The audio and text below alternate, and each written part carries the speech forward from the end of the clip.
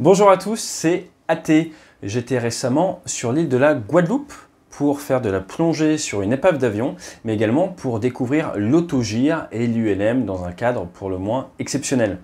Je suis tombé dans un traquenard et j'ai dû tester le surf. Ancien militaire, vous doutez bien que ma vision du surf était assez limitée et pleine de préjugés parce que pour moi, le surf, c'était ça.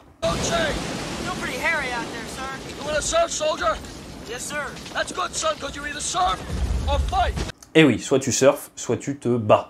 Et vous doutez bien que j'étais plutôt du côté bataille de la force. Néanmoins, il faut garder ses chakras ouverts et j'ai fait de magnifiques rencontres. Et je me suis dit que ça pouvait également vous apprendre énormément. On va parler discipline, état d'esprit, tour de piste ou plutôt tour de glisse et également auto-analyse et débriefing à la sensation. Action. Aujourd'hui, on va vous présenter Jean-Charles Debré, prénommé Jex. Jex est né en Guadeloupe à Sainte-Anne-aux-Hailleux. Il a commencé dès l'âge de 6 ans le surf en autodidacte. Très rapidement, il a été décelé par des pros de surf pour l'entraîner dans l'univers de la compétition. 10 ans de carrière à haut niveau spécialisé dans les manœuvres aériennes. De nombreuses marques l'ont suivi, telles que Rip Curl et j'en passe. Après cette grande aventure, il a décidé de revenir à ses sources pour monter son école de surf et transmettre tout simplement son virus. Nous sommes sur le spot du LE en Guadeloupe. Merci de nous recevoir. Il y a à peu près une semaine, tu m'as fait découvrir le surf. Et ce qui m'a marqué d'entrée de jeu, c'est les parallèles entre l'apprentissage du surf et l'apprentissage de l'aviation. Dans l'aviation, nous, on a ce qu'on appelle un circuit de piste. Donc, on a la piste qui est comme ça. Et on va apprendre à décoller, ou take-off en anglais. Et on va donc prendre de la vitesse, décoller, venir en ce qu'on appelle la montée initiale. Après, on tourne en vent traversier. On se met en vent arrière où on se prépare pour l'atterrissage. Ensuite, on vient tourner en étape de base et on vient faire notre phase de finale. Donc, on fait une sorte de rectangle comme ça. Et ça, c'est vraiment les bases de l'aviation. Dès que tu décolles d'un terrain, dès que tu te poses sur un terrain, c'est comme ça. Et donc ça, c'est ce qu'on appelle un tour de piste. Et si j'ai bien compris le surf, eh bien, vous faites un tour de glisse. Est-ce que tu pourrais nous expliquer un petit peu comment ça marche? Ce qu'il y a d'extraordinaire, c'est ce parallèle que tu as réussi à construire entre l'aviation et le surf. On va parler déjà au préalable. Au préalable, il y a la poussée.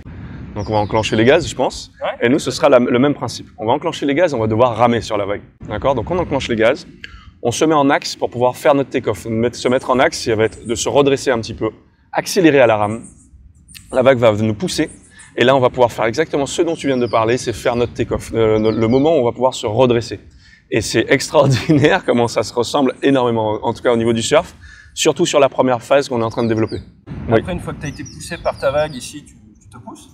Alors, une fois que tu as été poussé par la vague, ça va être la phase pareille où tu vas planer. Et c'est sur cette phase de planage que moi j'aime travailler, qu'on travaille au niveau du surf. C'est là où on va faire des prises de direction, prendre de la vitesse. Et ça va être une phase où on va laisser l'avion et la planche se relâcher un petit peu.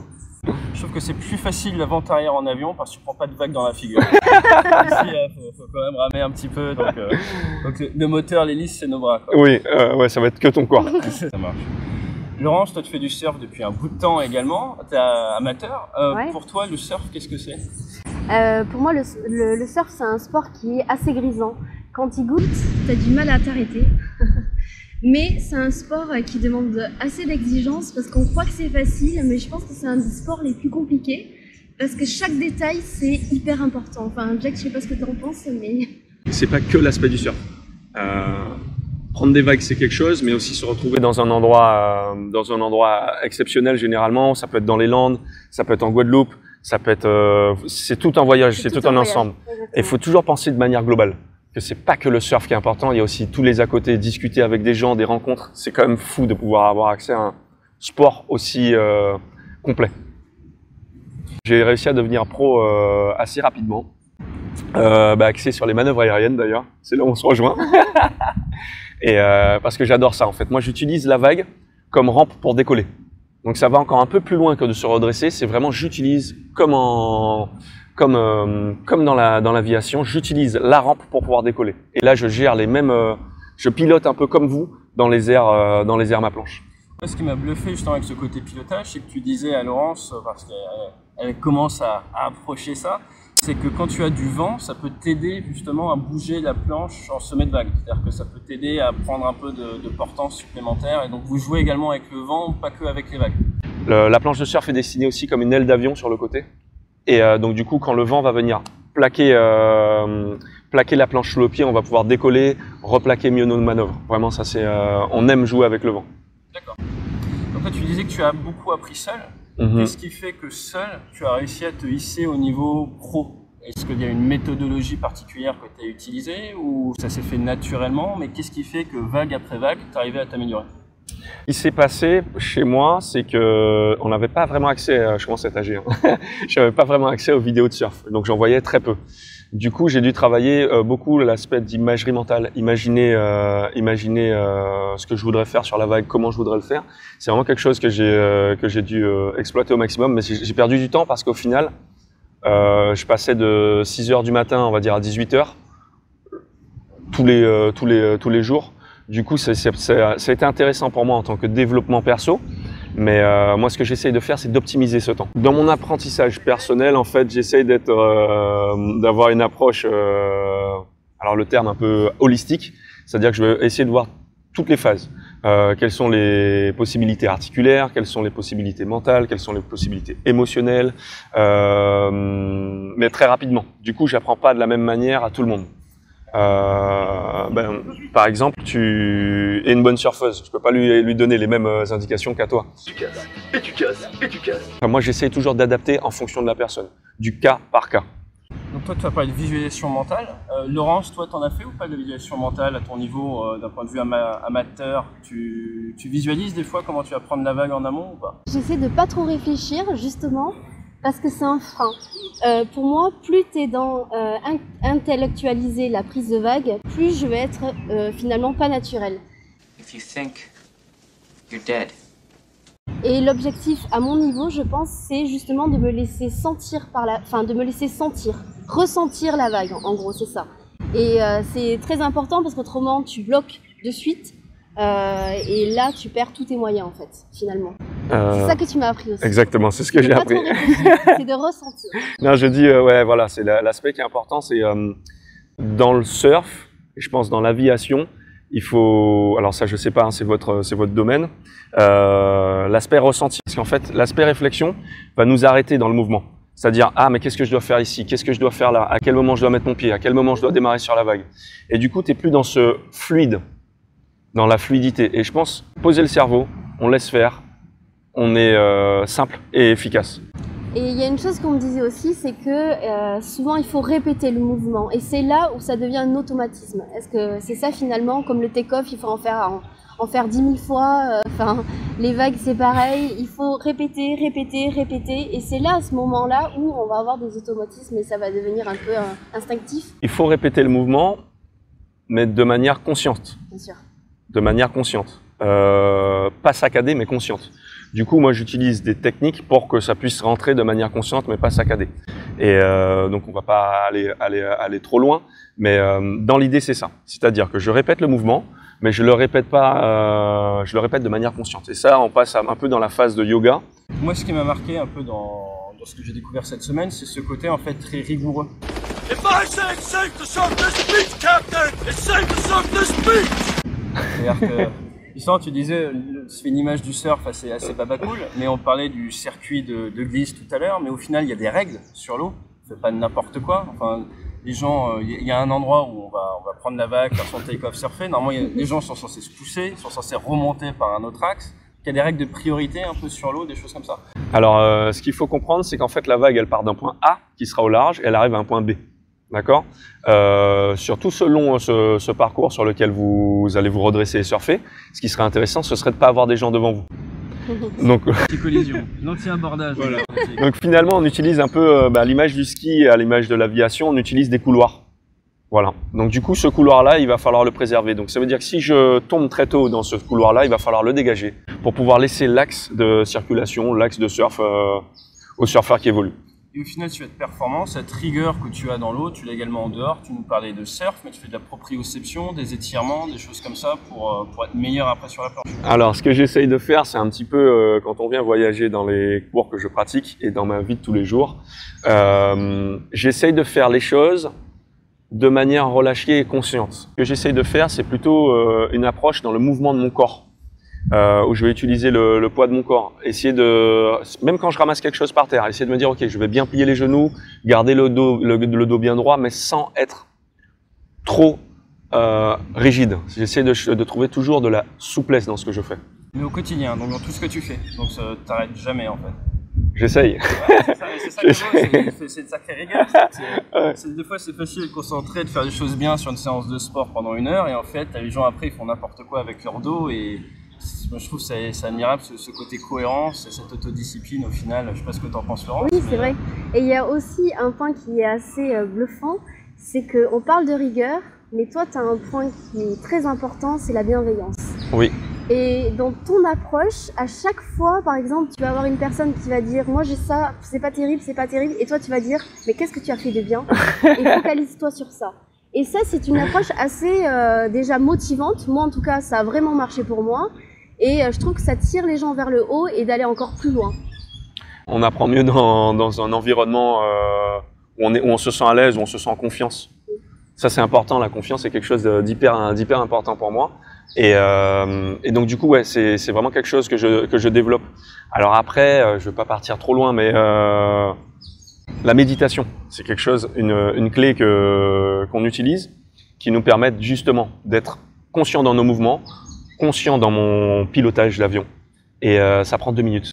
On a parlé de ta bienveillance. Moi, ce qui m'a marqué, c'est quand on est arrivé le premier jour, tu as un peu ce concept qu'on nous dit dans l'entreprise maintenant de onboarding. C'est-à-dire que tu as ta nouvelle classe d'une certaine manière qui arrive, tu as les nouveaux arrivants. Ouais. Et toi, tu arrives en 98 secondes à peu près à mettre tout le monde à l'aise et à donner envie aux gens de bien faire. Et surtout, je t'ai entendu dire plusieurs fois que c'était important de prendre du plaisir. Oui. Donc j'ai l'impression que ta valeur principale, c'est cette prise de plaisir, mais ça n'empêche pas la performance. Et c'est ça, moi, que je trouve très intéressant, c'est que c'est la performance et de la méthodologie derrière, avec quand même cette notion de plaisir. C'est quelque chose que tu as vraiment intellectualisé ou c'est naturel? Mon but, c'est quand même qu'on puisse s'amuser, qu'on passe un bon moment. Est-ce que ça passe par la performance? Moi qui l'ai vécu, c'est-à-dire qui ai fait des compétitions, qui ai gagné des compétitions, je suis pas sûr. Je suis vraiment pas sûr. Et d'ailleurs, c'est quelque chose que je remets totalement en question, la valeur de la compétitivité et de la compétition en elle-même. Je pense pas que prendre 1000 vagues ou voler 5 heures, tu prends plus de plaisir que faire un petit aller-retour. C'est ma conviction personnelle. J'enquête. Et t'enquêtes de quoi? De la vague. De la vague métaphysique. Je me souviens de chaque personne, de chaque vague surfée. Je n'oublie pas les surfeurs en fait. Il y a des personnes. Juste les prénoms. Juste les prénoms.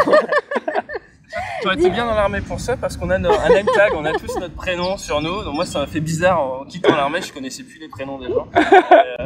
Mais justement, en parlant de compétition, est-ce que quand tu faisais la compétition, tu avais vraiment l'esprit compétitif ou tu étais vraiment dans cette mouvance-là ou finalement pas forcément et là tu te retrouves plus dans qui tu es vraiment?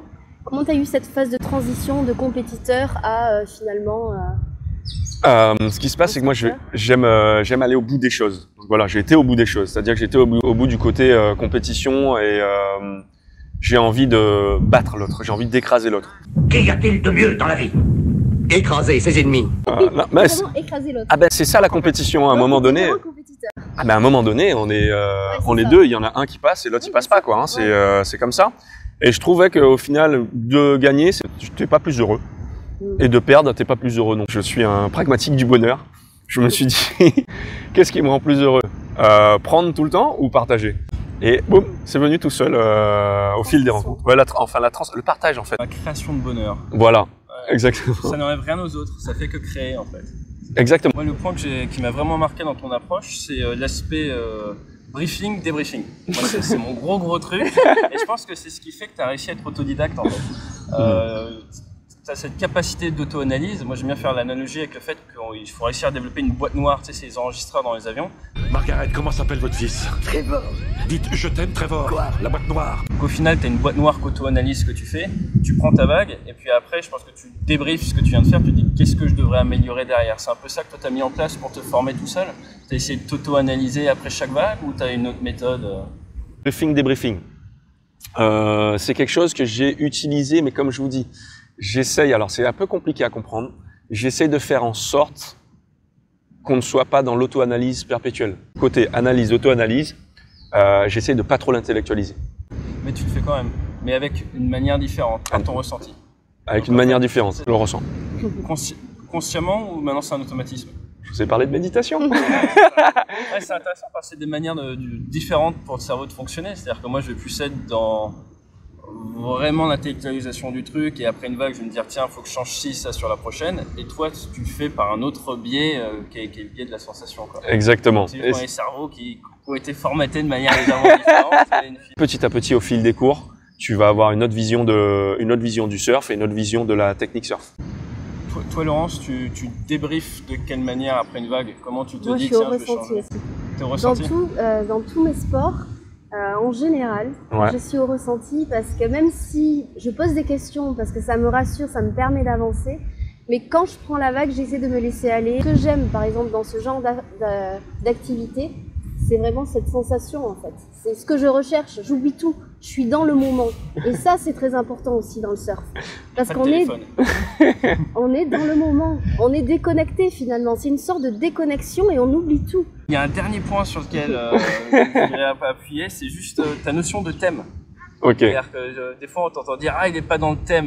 C'est-à-dire que quand on fait une séance, ça dure à peu près 2 heures une séance. T'as remarqué qu'il a retenu mais tout était. Non, parce que moi j'aime bien parce qu'on dit parce que thème, TEM, c'est un autre truc qu'on utilise, Stakeholder Management. Mais pour toi donc il y a cette notion de plaisir, il y a tout ça. Moi ce que j'aime bien c'est que c'est se lâcher prise, mais consciemment ou pas, c'est quand même dans un univers un minimum structuré. Et on a cette notion de thème, et pour toi, c'est quoi le thème en fait, le thème de la séance? Je parle depuis tout à l'heure, hein. Faut savoir que mon cours est réfléchi à la minute près. Ouais, c'est ça. Voilà, il est réfléchi à la minute près. C'est ça le secret. Regardez, on lâche prise et tout, mais en fait, on peut faire ça quand on a un certain niveau de maîtrise et une fondation solide en dessous. Et dans l'aviation, c'est pareil. Moi, quand j'étais enfin instructeur à la fin, vu de l'extérieur, c'était tout souple, on va faire du combat aérien, mais en fait, tout est, voilà, tu sais à la minute près comment ça se passe. Tout est réfléchi. Cette notion de on se met à l'eau avec un certain objectif, en tout cas quand tu nous apprends au niveau de base qu'on a, c'est aujourd'hui on va au large, on va faire ci, on va faire ça. Donc il y a quand même un peu cette notion et moi ça, en tout cas ça m'a on va se laisser, j'ai une petite expression à te soumettre, je pense qu'elle va te plaire. Ouais. Moi tu sais, j'étais sur porte-avions, j'étais formé aux États-Unis par l'US Navy et là-bas il y a un dicton qui est que you're only as good as your next pass. Tu es seulement aussi bon que ta prochaine passe d'appontage. Une passe d'appontage pour essayer de poser sur le bateau. Et ce que ça veut dire, c'est qu'en fait, tu remets en jeu en permanence ta crédibilité, ton niveau professionnel. Chaque appontage est un peu une découverte.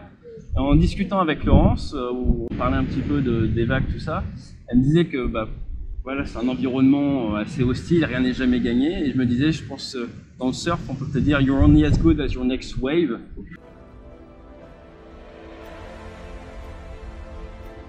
Et seulement aussi bon que ta prochaine vague. Je sais pas si ça te plaît comme expression. C'est incroyable, ça me donne des frissons.